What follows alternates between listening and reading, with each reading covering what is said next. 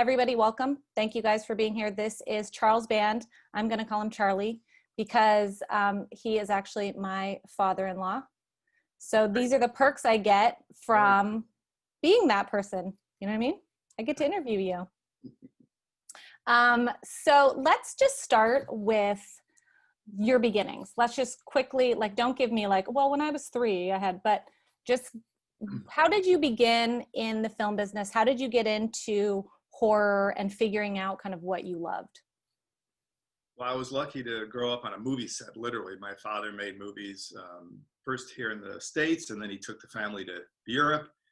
We were kind of bummed as little kids. I was 5 to leave friends and home and didn't have an idea what Europe would be like.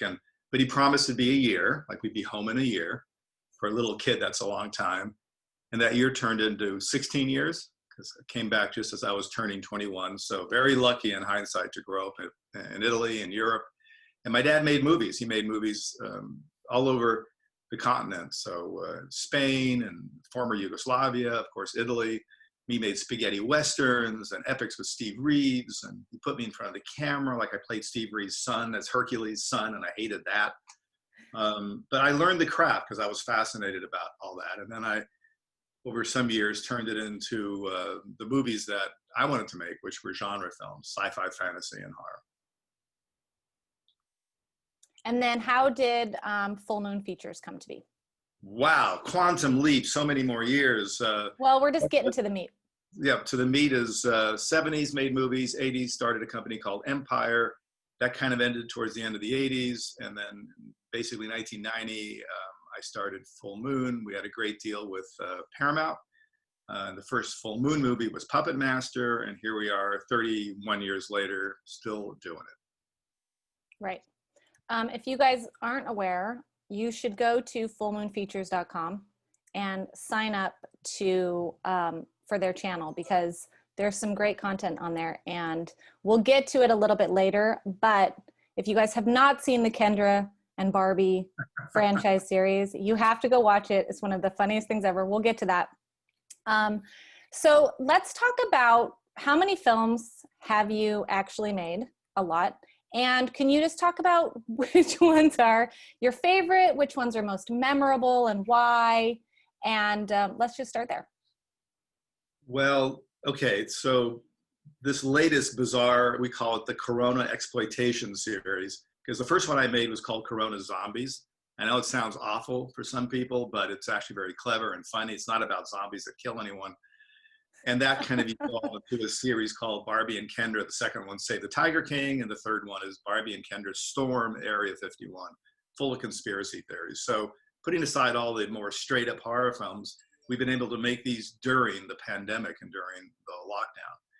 And to answer your question, this current film, the one that's coming out in a few weeks on Full Moon Streaming, Barbie and Kendra Storm Area 51, is my 339th movie. I know it sounds like bizarre, but I've been doing it for a long time. I mean, I know, but it sounds like you'd have to be like 95 years old to have like that many.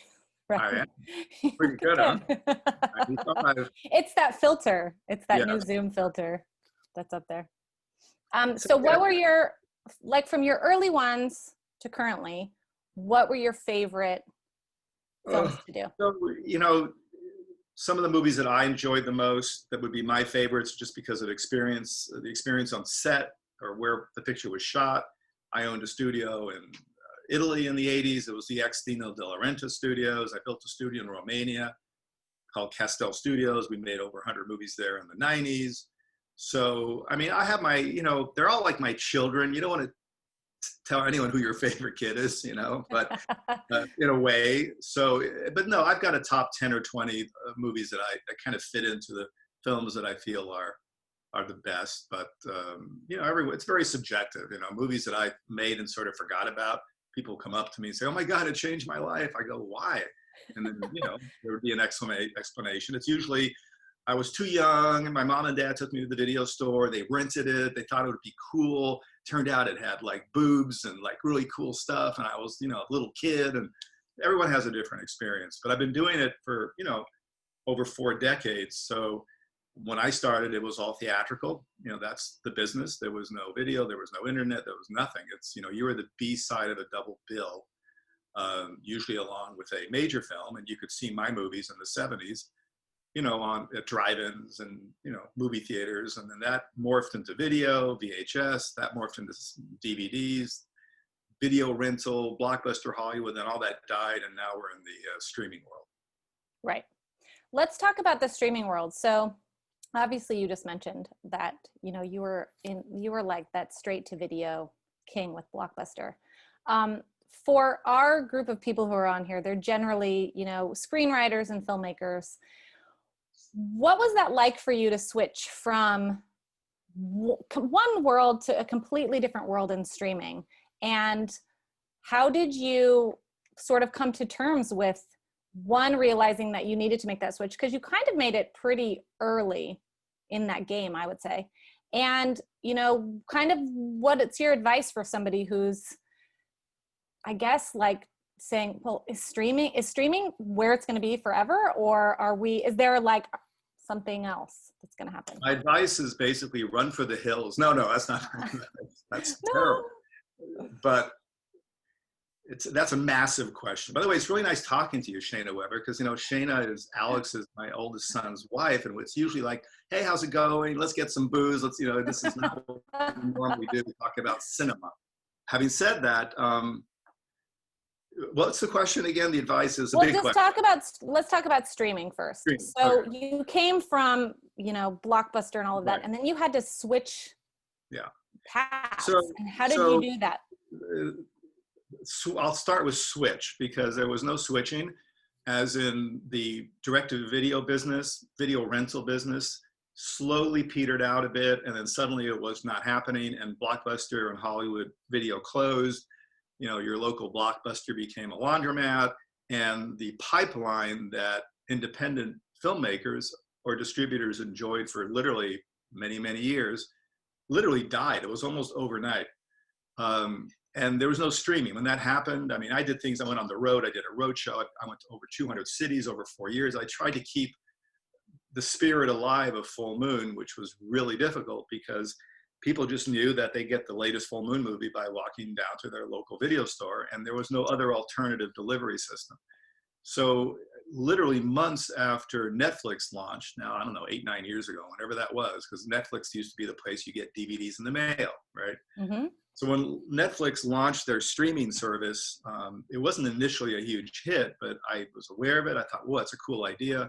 And I was one of the first, maybe 6 months after Netflix launched, to launch our own service called Full Moon Streaming. And, you know, the technology today makes it much easier. Of course, there's lots of competition. The world's vastly different. But I had to piece that together and find people who understood how to launch it, and go to third-party service providers and figure out how credit cards. It was a lot of work to launch the service. And after going on the road and the conventions and like doing everything I could to get people to sign up, we had about 1,000 subscribers by the end of year one. And this was when streaming was still in its infancy. And as cool as that sounds, it's not a lot of money. You know, the costs were great. You know, we didn't get to keep the $6.99 we would get every month from subscribers. Anyway, there was several years of really trying to make that work. In the meantime, Netflix was exploding, other services were launched, Amazon was doing its thing. And then we were approached by Amazon one day. Luckily, the fellow over there was a fan of my movies, and he said, look, we are doing this add-on subscription service. We're inviting 40 companies like yours, some smaller, some really big, like Showtime, to come on board. So that way, if you're a Prime member, for an extra $4, $5, $6 a month, you can subscribe and watch whatever you want to watch. In your case, all your weird exploitation movies. So I said, okay, that sounds great. So we signed up with Amazon, eventually got rid of Full Moon Streaming, even though it morphed into something else recently. I don't make the story too complicated. And then now we were sort of in front of 150 million Prime, members, and suddenly the subscriber base really grew. Now, it didn't grow fast enough to make like lots and lots of movies, but at least there was a business there, and we've nurtured it. It's been about 4 years now. So we've built on that, and there's a lot of potential. Again, there's a lot of competition now. I mean, we have tiny money. We make really small movies. Hopefully we're good at that, but these are small, low budget films. I mean, this is a world where if you're wrong, you lose a fortune. Look at Quibi, you know, Right. $1.5 billion, and they pulled the plug because they couldn't make it work. So this world is a weird one, but we're just happy that we have the deal with Amazon, which is doing well. Then we started our own app, which is fullmoonfeatures.com, which has a little more content than Amazon. And yeah, that's the world we're in now, but we're still not in a place like we were 15, 20 years ago, where there was enough money because of the video rental revenue from DVDs and before that VHS to fund 10, 12 movies a year. We're nowhere near that yet because they call it digital dimes. It's just not a lot of cash. Right. But luckily, I've kept my library and we license other movies, and we're sort of the go-to place for weird exploitation. I mean, that's sort of our thing. Right. We're going to talk about that genre, specific genre that you kind of hold. You sit on that. God, it's Friday. My brain is like on that pedestal. No, you're doing great. But you mentioned something about like budget. So I know that you used to have much bigger budgets when you could. How did you adapt and change budgetarily on films that you're currently making? Do you have any tips or tricks for filmmakers about, you know, working in a low budget world? Well, luckily for the conditions that we work in today and how the budgets in some cases for us are 10% of what we spent in the 80s and 90s. And we were pretty good in the 80s and 90s at putting a lot of value on the screen for not a lot of money.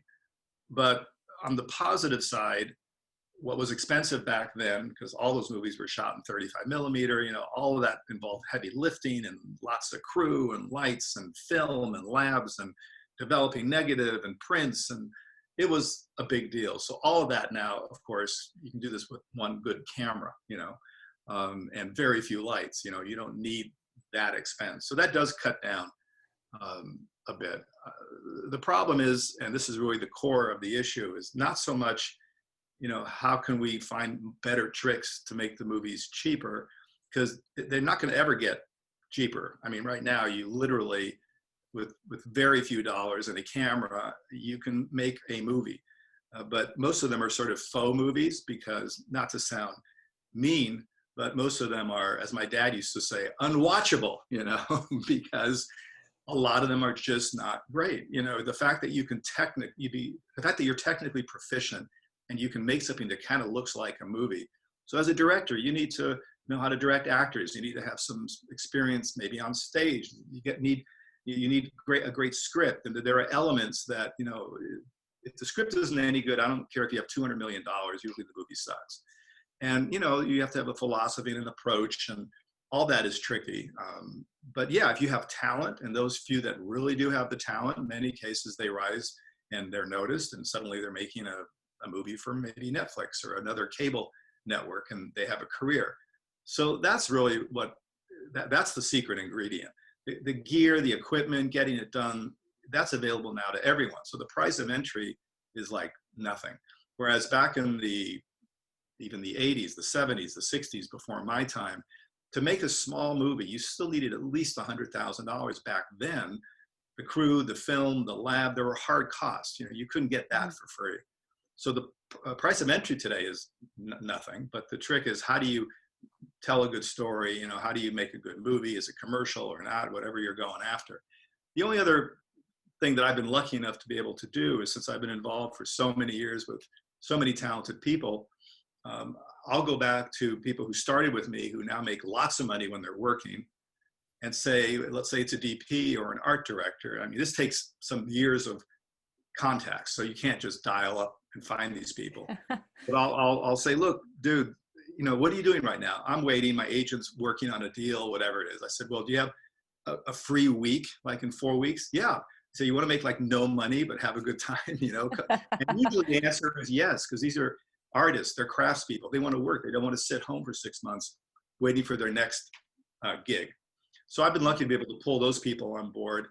That way, the keys, the 4 or 5 people you need to really give you a look that's a credible look, are usually experienced people. And then, you know, the seconds, the other guys, the helpers, can be newbies who come on board, who learn, because they're learning from people who are super experienced. But I mean, that's my my kind of answer to that. So when you are looking at a script, I mean, over the years, you've read a ton of scripts. When you're looking at a script, especially from somebody who, you know, isn't an established, you know, Aaron Sorkin type writer, what are the things that you look for in a script? Are you looking for voice? Are you looking for something you've never seen before? Are you looking for humor? Like, what do you look for when you look at a script? Well, I don't really read scripts for pleasure because I have too many fucking scripts in my head, and I've read so many. I mean, for every movie I've made, I've probably read 10 scripts. So that's like thousands of scripts. But I'm looking for what would be cool for my audience, or the audience that likes sci-fi, fantasy, and horror, and what's affordable, because, you know, our pieces are character driven, they're small, they're 1 or 2 locations, you know, it's not even a formula, it's what we can afford and not afford. But and I want to be entertained. I want to feel that the people are real, because you can in 5 minutes know if the thing is just every character, they're all alike. You know, they all speak with the same voice, and that's the kiss of death. But I also want, for me at least, black humor, dark, clever. I want to be surprised. If I'm not surprised, then I've seen the movie 5 million times already. It's like, oh God, really? Another one of these movies? So, you know, I mean, I'm asking for a lot, but you know, the scripts that are inexpensive because first-time writers, and scripts that are $2.5 million because you're Sorkin or whoever it is, it's the same, like 100 pages. It's not like the material costs more and he's writing on some gold leaf. It's the talent involved and the storytelling. And when you read a good script, it just jumps out at you. You go, oh my God, this is so cool. You know, so yeah, in the perfect world, those are the things I'd love to see. And again, I'm a little different in that, with few exceptions, every project I've invented, they're my titles and they're my basic concepts. And then because I have a pretty good staple of writers who've written for me over the years, if it's one kind of show, I'll go to the guy who I know can write some kind of crazy Barbie and Kendra stuff, or I'll go to, you know, someone who can write a heavier, more, you know, like a gothic vampire tale. So I know who the writers are, as long as they're free and available and they accept the small amount of money they know we pay. But I always bring the idea. So I'm not looking, you know, I don't get submissions of just, I mean, we get submissions, but I look at them more as writing samples as opposed to, here's a great idea, because the ideas come from here, basically. Yeah, where do you come up with ideas? I mean, there's like Gingerdead Man and Ghoulies. I mean, it's like your brain is. Yeah. Where does your inspiration come from? Music. I mean, you know, you could take it all away from me except music. So sit me down for a few hours, listen to Pink Floyd, whatever crazy stuff inspires me, and ideas will come. But it's a formula too. Like, you know, I'll come up with titles, or I'll hear a word that sounds like a cool title, and I'll put it in my title bank. And I've got a gazillion titles. And I also, for years, collect art and samples and scraps, because with few exceptions, every movie I've ever made started with a title and a piece of art. There's nothing else. And then once it feels right, people go, oh my God, that's super cool. Then you back into, can I make it? How do I do it? The script. Before you know it, we're shooting it, and then we're releasing it, and then you hope people like it. But it all starts with a high concept. I mean, we're low budget filmmakers, you know, we don't have the money to bring in a star that pulls people in if it's the right movie, or have a theatrical exposure so people know on video that they've seen it or they missed it. So we have to, you know, make it look like a sort of a counterfeit A movie that's cool. Right. And let's talk about the genre that you do. So, I mean, a lot of times as screenwriters, we hear, don't mix genres, don't do comedy horror, don't do this and that, stick to straight, you know. Can we talk about your love of dark comedy horror and why you like to mix those two genres and kind of make it really out there? And I think that in this time in the world, we're so PC and so concerned about being PC that I think it's refreshing to just go back to, like, it's funny, you know? Yeah, well, I've always been, I think, careful. I'm not out to offend people. I don't mind. I mean, I'm super PC. I mean, there's no question, but, you know, within reason. My body of work speaks for itself as far as, you know, the actors I've used, the concepts, the sort of the bizarre rides I've taken people on, I hope. But no, I just want to be entertained. You know, I don't, I mean, there have been, over the 40 odd years, for instance, when slasher movies or torture horror movies were big, They're not expensive to make, and I could have definitely made some money. And I just thought, I turn the TV on, you can see people being beheaded. I don't need to make that movie or see people scream. It's just not my thing. So I never made one, never made a slasher movie. There was the whole era of Friday the 13th and Halloween and knives and cutting. And there was the erotic thriller era, which somehow was a mesh between pretty girls, guys, and then people being slashed and cut and knifed. It's like, not interested. It's just not my thing. Torture porn. Yeah, all that stuff. So not my thing. And I just want to make movies that I kind of would enjoy making. Again, they're very low budget, so you have a small amount of space. But it's in the writing, obviously in the execution. So some movies that I'm super proud of, even though I have franchises people know about, like The Head of the Family. A few people have seen it. It's cool, hideous. The weird sort of almost like kind of the old Marvel comic tales in the 50s and 60s, where it was sort of an O. Henry-esque vibe, and the ending was what really, that was the guy, that was the head, the thing, anything like that is cool. I mean, The Sixth Sense is one of the greatest horror movies of all time, unless someone tipped you off, then you got an idiotic friend, but otherwise it was, they suck. but just clever, and not expected. Those are the movies that are more exciting, to me. Yeah. I'm going to ask a question that's in the Q&A because it's kind of in this. Yeah, sure. David Joyner's asking, any tips on how to integrate comedy into horror so that it works? Wow. I don't know, dude. I don't know about the tip. It just got to flow organically from the character. If the characters are believable, I mean, there's some great shows. Listen, let's face it, movies have been gone for a year. There's some great shows on television, some amazing series, even, shows like, Better Call Saul and Fargo. And I mean, these are beautifully written shows that they're not high. I mean, we can make those movies. They're not big productions. They don't require lots of money. And, you have to kind of stay true to the characters. So if the character does something wacky that makes sense and it's funny, yeah.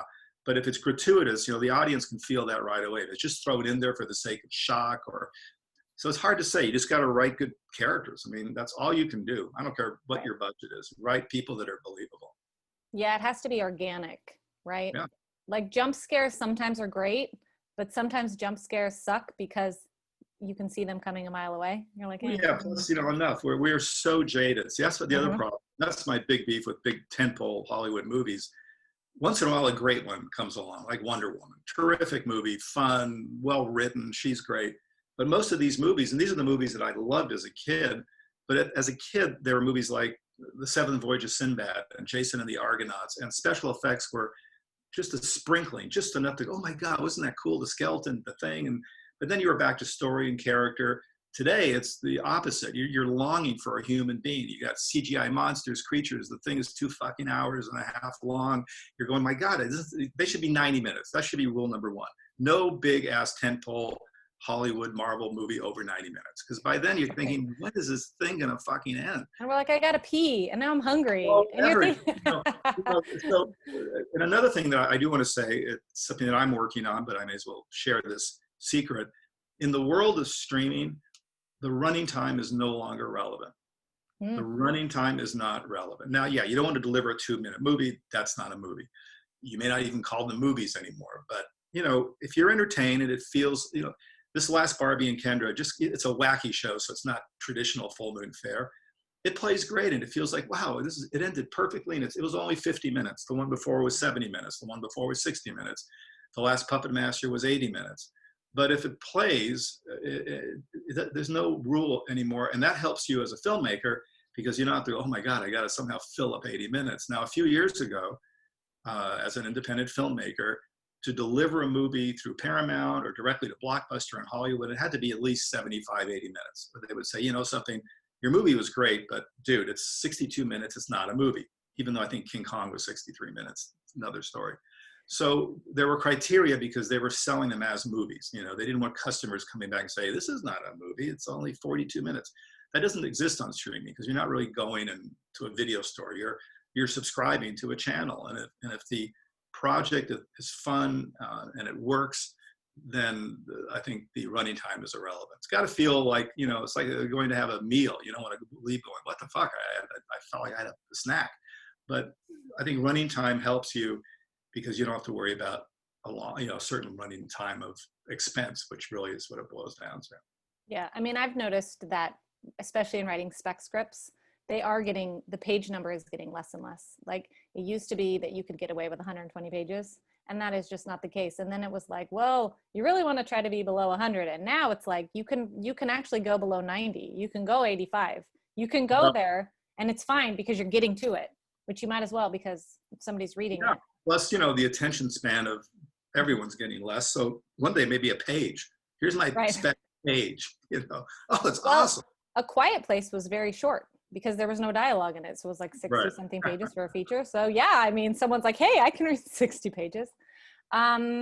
So let's talk about, you just touched on the Barbie and Kendra. I want everyone to know about these because, okay, so backstory is I went over to Charlie's house, had a martini, and sat down and watched.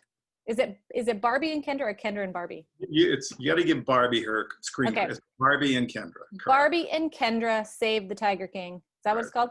Okay. Yep. And I was laughing so much that I woke up the next day and I was kind of embarrassed that it was laughing so much. But if you guys have not seen these, you have to go on the Full Moon app and watch these movies. They're so funny. Can you talk about how you sort of came up with this idea to, I mean, it's sort of like a hybrid, right? Between an old movie that you're dubbing over and then current footage with Barbie and Kendra. So I'm a big fan of What's Up, Tiger Lily. If anybody's ever seen it, Woody Allen's first movie where he literally took a Japanese film, wiped out the soundtrack, put in his own funny lines and new music many years ago. And I love Mystery Science Theater, 3000 or whatever, the 3000. Also because one of the more popular movies on their first season was one of my movies called Laser Blast, which was just silly enough for them to riff on. And the way this came about is we were sort of oblivious. I wasn't oblivious because I have friends in Italy and they were having a hard time in January and February. I knew this was coming, but we were still in LA. Everything was great, except the restaurants seemed to be empty. And I had dinner with a fellow named Billy Butler, who's a good friend and a collaborator and a writer. And he's, anyway, we're sitting spitballing, just thinking about movies. And he tried to pitch me an idea, which would, why don't we go back, since we need content, we're starving for content on these streaming sites. You don't put up something new every other day, people run away. They want new stuff, So he says, why don't we just take some of the old Full Moon movies and do a What's Up, Tiger Lily, and take the thing out, the track, and put new with this. And I go, it's clever, but that's not enough. That's not enough, I think, to, make it broad enough where people will talk about it. So yeah, and he's great. He's very clever. He has a team of amazing, well-known voice actors that he works with. But I thought, there's something in that idea, but I really wasn't into just doing that with old Full Moon movies, Plus, I think our movies, there are some that are pretty silly, but they're not silly enough. The movie you need to do it with is something that's incredibly bad, just so bad that, it makes it more fun. Anyway, went home that night, and then somehow in the middle of the night, I woke up and I thought, wait a minute, I got the best title ever. And I wrote down, which I rarely do this. Usually I don't really wake up in the middle of the night, but I did. I wrote down Corona Zombies. And right away I realized, okay, whatever I make, people are going to love it and hate it. There are people being you insensitive fucker, how could you people, that kind of stuff. But I wanted to make something clever and funny and, making fun of the fact we're all rushing to get toilet paper and all that shit. So I thought, well, maybe and there's no way to make the movie because it was well known, this was literally over that weekend, that there was going to be a lockdown and people were, afraid. And I thought, oh man, I can't go out and shoot a normal movie, 6, 8, 10-day production. So I was trying to figure out the Rubik's Cube of how do I do this, but not really shoot that much and try to post-production the thing at home. And, necessity usually, you can back into an idea and a concept. So I liked that idea, and I was thinking about Billy's idea, and I thought, wait, what we should do is develop these characters, these really ditzy chicks they're only thinking about stuff that ditzy chicks think about, but it's hitting them because they turn on the TV and they see the news and Trump and this, and it's hitting them that this is really fucked up. They can't go to their nail salon, they can't do the stuff, the Tinder isn't working, whatever it is. And that would be sort of the sort of just the starting point, or there's a word that escapes me. It would be the bookends, basically, of them ultimately sitting down, going to, watching TV, which is all we can do, and Right. finding a low rent horror channel, and then watching a really ridiculous horror movie with cutting back and forth to the girls. Now, the first one was only one girl. She was on the phone with Kendra. It was only this one chick, Cody Cameron, who's perfect for Barbie. Totally. So, huh? She's awesome. Yeah. And so was Kendra, let's say, since Kendra, as Robin said, he was beyond awesome. The two of them are great. But anyway, to get to the sort of the chase, I called Billy. I said, Billy, I have a wraparound that I think is going to be fantastic for your idea. And I said, let's make Corona zombies. So I could hear a gulp because, no one wants to be chased out of town for, terrible, insulting ideas. But I said, look, the ditzy girl, the thing, I'll get this wonderful writer I work with, all these writers, I can't use their real names. So let's just say his name is Kent Rodebush, because all these writers can't really write for me for no money. Anyway, I said, look, he'll write the funny wraparound Barbie and Kendra material, the girl, the TV show, we did have to have a zombie, Corona zombie. And then Billy, you do kind of your What's Up Tiger Lily thing. So I licensed a famous old Italian horror movie called Hell of the Living Dead, which is, even without any new dialogue, it's a pretty fucking crazy movie to watch. And we also happen to have it on our site because it's a movie that I had licensed to play as a movie.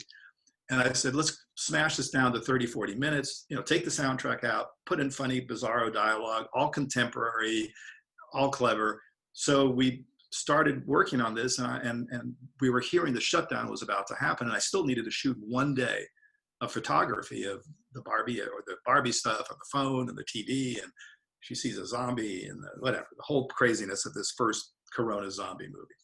So I scheduled it for that following week. So from concept to shooting that day we needed to make this thing work, it was 7 days. So Ken Rodebush had to write the thing. We wound up using Billy's house, got the crew together, and it was going to be shooting the 20th, I guess it was March 20th. And the day before that is when they announced the lockdown, that LA was going to be on lockdown that Friday, the one day of our shoot. So I called everyone meeting like a 7-person crew and the one actress, the crew, and said, look, guys, I know we'll do a mask, we'll do the best we can. And everyone, yeah, let's do it. Fuck it. Let's go. So we shot this one day. And then I announced the release 4 weeks later on our site with a lot of PR. So then we had to do post from everyone's respective homes, including about 15 different voice actors. And this is Billy's strength. He went out to a bunch of crazy people who were sitting at home suddenly, but they all have the setup. Obviously, they're all doing their work. So they had to kind of phone in their lines. So they phone in their lines. Danny Draven does all my posts. He's doing the editing. We're doing anyway, the point is within 4 weeks, we finished this feature and it was released, and we got, some of the YouTube trailers and promos got over 1 million hits. And, it brought in subscribers. It was either well reviewed or really hated. So, I in our ads, I ran both. On left, it was people saying it was brilliant and funny. And one day people will look back and at least Charlie can say he made the first Corona exploitation movie of all time. And the other people were saying Charlie sucks and this movie's terrible and don't watch it. But anyway, kind of launched the series. And then the second one that you saw at our house, Tiger King was just about exploding at that time. So basically, I'm hearing doorbells ringing. So we're at ding dong. I don't know. Someone's going to answer. The butler is going to answer. Right. Anyway, so Tiger King was super successful. And I thought, let's do Barbie and Kendra Save the Tiger King. And I'll tell this one in a minute. We don't need the whole story again. But it was the same formula. I licensed an old Crown International movie from the 60s called Terror in the Jungle. And by great good luck, perfect, the 5-year-old boy who's in the jungle get lost, blonde, holds a little tiger through the whole thing. So we cut it down, made it another low rent network that now that both girls are united. So we were introduced to Kendra in the flesh. So Barbie and Kendra, ditzy as ever, they find this network, which is called BPN, Big Pussy Network. And it's a nature channel, right? And there's clips of Exotic Joe and commercials. I mean, we keep layering in real stuff. It's not just invented stuff because all that stuff is online. Of course, I wanted to make it more legit. So I wanted to try to see if I can get Joe Exotic himself to be part of it. The only problem there, he's in the Slammer, so that was not a good idea. So I got the second guy, the second most popular guy on the show, a guy named John Reinke. He's the fellow with the robot legs, who was the zookeeper. And he's a great guy. Took a while to find him, but we got in touch with him, and we did a deal where he was going to be part of a Zoom call, and the ditzy girls would ask him super ditzy questions, and it was all in real time and fun, and we shot that. And the other lucky break is not only did Billy write some very funny material for the movie in a movie, which was the Joe Exotic story, his origin story as this 5-year-old kid, but he got Leslie Jordan, who's an Emmy Award winner, funny older gay guy who people, if you hear his voice, you've heard his voice before. Awesome. Yeah, he has like millions of Instagram followers now. 6 million Instagram followers. Yeah. Anyway, he did the voice of little 5-year-old Joe Exotic, and he's cussing all. It's freaking hilarious. So that went really well. We released that a few months ago, and then the third one, I thought, okay, it's time to do something about conspiracy theories and Area 51 and all that stuff. So that literally is being finished this weekend, and it'll be out on the channel on November 6th. So a couple of weeks. Yeah, and it's very funny. And again, a lot of well-known voice actors. Some we can't give credit to, but people will recognize who they are. You just go, oh my God, is that? And I can't say who it is. That's against my deal with them. But so this one's really funny too. It's full of madness, flat earthers, all that. I can't wait. Yeah. I can't wait to have a martini again and watch it. Well, remember the secret is the more martinis, the better the movie gets. I told you that. So within limitation. But yeah, so during these upshot of this is during these 5-6 really difficult months where we can't go out even for 6 or 8 days, shoot a movie, we managed to cobble together these, and I call them Corona exploitation movies. Well, they're very funny. So if you guys haven't seen them, you have to, because and what a great, if you don't have plans for Halloween, which nobody does because we're all stuck inside, why don't you go on full moon and watch those movies? They're hilarious. Well, watch Corona Zombies, which is kind of Halloween-esque. And if you like that, you can see the other two. But there's also like 5 million other movies on the channel. I mean, there's a ton of stuff. So I'm going to go through some of these questions that people have asked. Okay, so the first one is Eric Spec, who I feel like also said that you produced the first film that he acted in back in '99. He made $750 for 3 lines of dialogue, and he's grateful for the opportunity. So thanks. Okay, but he's asking, any plans for Dungeon Master 1.5? Yeah, it's one of those things on a back burner that it's a long story. The shortest version is of all the movies I've made in my career. I did a trilogy called Pulse Pounders in the late 80s. Of all the movies and all the potential mishaps, the negative was lost for that movie. It was shot in Italy. And we then have found the assembly, because it was assembled and never went to post because the negative was gone back in 88, 89. And we found the assembly, the rough cut of those 3 episodes on a VHS tape for my viewing. And because they were really cool episodes and were expensive and tied to hits, one was kind of a sequel to Reanimator with Jeffrey Combs, Barbara Crampton. One was sort of a sequel to Trancers with Tim Thomerson and Helen Hunt. We cleaned them up, tried to make them look good as possible, and we finished them and we've released them. Those 2 exist as half-hour, whatever you want to call them. The third one was a mini sequel to Dungeon Master, which was another movie I made in the early 80s that did well. That one, unfortunately, has shots missing. There's some stop motion that we can't do because the guy's no longer around. And that's a trickier one to finish. But one day we will try to finish Dungeon Master. All right, here's another one. It says, hello, Mr. Band. My name is Austin. Big fan, big supporter. Do you have any more plans for Evil Bong, Ginger Dead Man, or Killjoy? All of them. We got to get back and at least reunite them all, because these were movies, again, everything sort of revolves around what we can afford to make and trying to be realistic with, in the perfect world, if money was no object, money's always an object, but if it was like it was in the late 80s, early 90s, we were making a really credible movie every month. There was a few years we made 20 movies. In the early 90s, we made a movie every month, more or less, for Full Moon. And then I had a sister label called Moonbeam, which was sort of Full Moon Light. They were kids' movies, very not cheap to make. These were all $800 million movies. The first one was Pre-Hysteria, like Honey, I Shrunk the Mm-hmm. Dinosaurs, then Dragon World. And so there were a few years, and this is on 35, which is not an easy deal. Not we're at home with a little computer. So 91, 92, 93, we probably made 50, 60 movies. That would be awesome, but we can't afford that. So as fortunes kind of withered away and the business changed, I couldn't not make movies because I am a movie junkie. You got to make movies, otherwise, what are we doing here? So there were some years where I invented these really kind of fun, wacky films like the ones you're asking about. Ginger Dead Man, about a pissed off cookie, Evil Bong, the title. I mean, one of the great titles of all time. And I must say, my youngest son came up with that idea. Zalman Bad, he actually said, in a conversation at dinner, then he was probably 7. He goes, "But yeah, well, you should have Evil Bong." And like everything I do, when I hear something good, It's like, I write it down. I thought, oh my God, there's a movie in that. Because there's nothing better than a movie that doesn't even require a log line, but the two words tell you everything you want to know. Yeah, anyway, so we made, during those 4 or 5 years, 6 years, made a bunch of 8 Evil Bong movies, I think 4 Ginger Dead Man movies. They were manageable, they were fun, comedy kind of worked. Yeah, it would have been great during that time to make, you know, more Lovecraft films and more bigger budgeted films. And I've got a million ideas and scripts that are written and not produced, but we couldn't afford them. So these were movies that kind of were good for the time, and they're really fun. And we get tons of mail. I mean, Evil Bong is actually our third most successful franchise.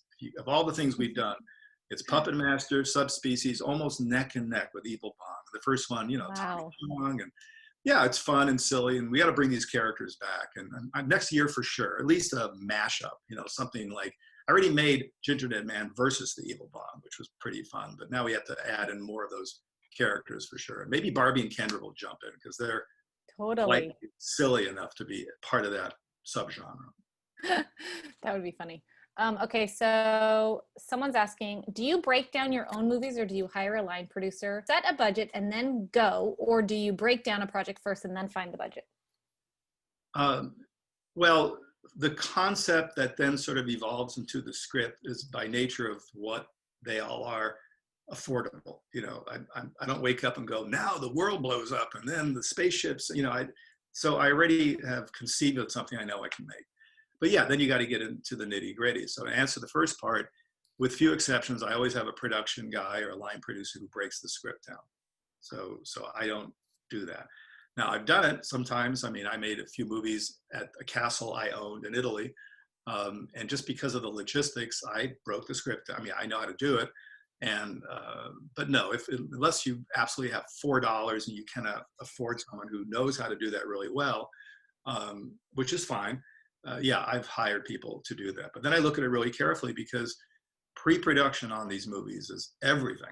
You know, I look at pre-production and making these movies, especially if I'm directing, like the actual directing part is like, for me, better than going on vacation. I'm not great on vacation, but put me on a set where everything's pre-planned and I just have to focus on directing and bringing the story to life. I couldn't be happier. What you don't want is halfway into day one, something that no one planned on happens and it fucks you up. So that's why the pre-production is the whole thing. Get it totally ironed out so there's no problems, you know. Right. So, yeah. That's good advice. A couple people are asking about, you mentioned earlier about, you know, writers writing something that like is a huge budget. And so that kind of came this whole thing that I think that writers kind of at our level always ask themselves of, do you write your spec script with a budget in mind, or should you just write it and like put everything in it that you want and see where it can go? Or is it a little of both? I don't think there's any rules. I mean, I think whatever feels right. It's sometimes good to write what's in your heart and what you feel would be fun as a first pass, because, you know, scripts are rewritten and sometimes to the detriment of the original. And then you go back and go, okay, well, that's, you know, that one paragraph where, you know, Sunset Boulevard, you know, erupts in flame. Maybe that's a little over the top. So you know, you fine tune it a bit, but then you present it if it's a spec script and let's see people come back, because they're going to come back with their ideas and they're going to say, yeah, we can't afford that, but that's cool. But I think it's just better to write something that just is clever and works, and then you can tweak it, you know. Do you have any ideas for a Christmas themed horror movie? I've never done that. I mean, if it was 3 months ago when we weren't in Corona Zombie Land, I would do a mashup with those characters we talked about. It should be like Barbie and Kendra. They hosted, and there's the Evil Bong and fucking pissed off. And then Ginger Dead Man has a good friend now, the Ginger Weed Man. I mean, all the wacky characters could show up and have a party, but it's a little too late now. So maybe next year we'll do it. We'll do that one year because it's fun. It'd be a good idea. This is from Roshni, and they're saying, what advice do you wish you received when you were starting out? Run for the hills? Okay, so honest answer. So I was lucky. I had an amazing father who I miss a lot. And there wasn't anything that I couldn't do on a movie set, even jobs that no longer exist because they're irrelevant. You know, if you know how to number negative in white ink, you don't have a job anymore because there's no more negative, you know. I mean, the only job I didn't do, because my dad made movies with horses and carriages and Westerns, is there was a guy who literally cleaned up the horse shit every time you did a take. Because, you know, 20 horses ride into town, bang, bang, bang. We need the take again. They ride away. They leave all sorts of like smelly gifts. And some guy's got to go there. That's the only job I didn't do. So when it came to the craft of making movies, I got that down. But I had no formal business training. I knew nothing. Everything, I mean, I made so many stupid mistakes. I was so trusting. I mean, there were movies where in the early, I don't do this anymore because I don't take investors in. If I can afford to make a movie, I'll make it. But in the early days, there were movies where investors came in and halfway through they pulled out and checks were bouncing. Of course, I'm the guy people go to. It's not, you know, I'm signing the checks. But so I learned from a lot of terrible experience, business experience, what to do and what not to do. And you know, I just by force of will, I survived. But so yeah, if I had a little better business sense, if I had some training, because if you're making small movies and surviving on the craft, it's one thing if you make a movie because you want to bring it over and hopefully Netflix sees it and then you become a salaried filmmaker, different story. But if you're in the business of making movies and still needing to pay your rent and survive, in other words, this is how I make money, then you have to be really clever and a good business person to know, okay, wait a minute, I can't get carried away here. You know, the worst thing for someone like me who knows how to produce and who's finding the money is to hire a director who's out of control, you know, especially if it's me, you know. It's like, wait, it's only day 2, but this is so cool. Let me shoot another day. And it's always death by 1,000 blows on a movie. It's not like one thing that kills you. It's like, wait a minute, 3 days later, I've got to spend really that much more money. So if I had more training as a business person and a partner maybe back then, I never had a partner, but someone with some common sense who would say, Charlie, you can't do that, or that's a little too much, I would have been probably better off. Or maybe not. Maybe I would not have made all the mistakes and I would have been, you know, selling real estate now. I have no idea. You know, most of my colleagues are out of the business. People who of my age, well, they're dead too, but the ones who are alive, I can't think of anyone except Lloyd Kaufman, from, you know, and maybe one other who are still around today making movies, because it's a really difficult business. Right. Okay, so I'm just going to wrap it up with a couple really fast, fun questions for you, and then I'm going to let you go. Okay. What is your favorite horror movie of all time? Oh, Exorcist, easy. Okay. Yeah, but I have to tell you why. I mean, even Why? I literally saw it a week ago with my son and his girlfriend, and we were, you know, I mean, when it came out, it was an experience, and it still holds the test of time. I mean, but nothing is like when you see a movie like that, which already people were fainting, they had medics, and, you know, back in the day, it was in the theaters. You know, I mean, I'm not honestly scared of anything, truly. It's just not in my nature, even though I make horror movies. But, you know, you walk into the environment and there's an ambulance and police, and this is back in the frickin' 70s. And then the movie begins and you hear words and see things you've never seen before. Today, it's all, you know, we're just so jaded. You know, there's nothing, that's why it's character driven and it's all about story today. Not that it wasn't back then, but yeah, that was a really, really, and I love The Shining and scary movie, The Exorcist. Well, I was going to ask you what scares you, but you just said nothing scares you. So I'll go with the next one. Oh, I'm going to answer that question. Okay. Lack of funds. Okay. Right. That is scary. That is. And what are you going to be for Halloween? Okay. Well, I could give you a quick answer, but it would sound really weird. So the longer answer is some really clever people, Shayna and Alex, came up with an idea since the little kids, my grandkids, their kids can't go out and do trick-or-treating, right? It's COVID. Think of how bad the idea is. Strangers, bad stuff, candy from strangers, like all bad COVID stuff. So their idea, which we're doing, is I'm lucky enough to have a large enough house, is all the parental units and the little kids, Alex, Shayna, little boy Max, my daughter Taryn, and her little girls, they're coming over, and we're doing a faux Halloween in our house where every door, 7, 8 doors, will have an adult behind it. The doors closed. Everyone gets the challenge of making up the room, whatever. They can go low rent, they can get crazy, they can be in costume. So the little kids, it's trick or treat, they'll open the door and there will be, Darth Vader, and he's going to hand out some theme. And That's Robin, me. my girlfriend. I'm Yeah, Darth Vader. you're Darth? Okay. Well, Mhm. someone's got to walk the kids around. So I guess that's Alex. Yeah. All right, someone's got to be anyway. And so far, I'm going to do a costume change. So and we're going to time it out. So when the little girls come to my office door and trick or treat, and I open it up, they're going to see, it's really bad. They're going to see a big My Little Pony, because they're 5, 4 or 5, whatever. They love My Little Pony. So I'm going to be a big My Little Pony, which I can't say the word over the air, but definitely looks like not macho. And then I'll do a costume change, and I'll be something else so that Max can come by maybe, and then not wonder whatever happened to me and why I'm My Little Pony. Wait, we can't see. Nope, it won't come up. Nope. No, I see it. Oh, wait. Oh, Wait, there it is. that's You see it. it? That's me. That's me, My Little Pony. We saw it for a moment. But yeah, but this is a cool idea for people wondering, what do we do with these kids who deserve a Halloween? Get some friends together who are COVID-free, hopefully, and let them like man the fort at each room, and then you go around the house and the little kids go trick or treat, and then they get a sense of Halloween. It's going to be fun. So yeah, I'm My Little Pony. And I see, if I didn't explain that, people would think, wow, Charlie. You're going to be like, yeah. Thank you, everybody, for joining us. Go to our ISA event page for upcoming events, and we'll see you guys next time.